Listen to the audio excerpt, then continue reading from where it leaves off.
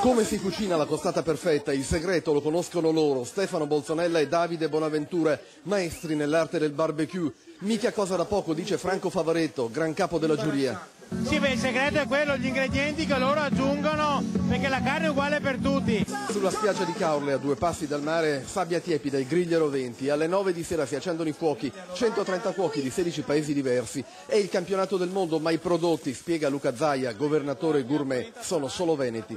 160.000 aziende agricole, grande produzione agricola con 350 prodotti tipici, ma anche grande turismo, perché dove si mangia, si beve bene, si fa turismo. Carne bovina, patate, zucchine, pomodori e centinaia di bottiglie di prosecco e raboso.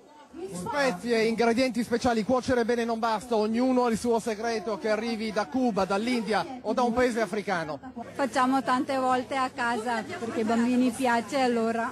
Condita sempre con spruzzo di succo di grappa a raboso, sempre veneta, e è un piacere. Semplicità, carne buona, sale, piccante e verdure. Aspiranti chef sulla spiaggia in migliaia a fare il tifo, cori da stadio, in musica, una grande festa popolare. E si vedono le tendenze con le cotture, con gli aromi, con le spezie. Alla fine sono loro a trionfare, simpatici e bravi, ma stasera è come se tutti avessero vinto.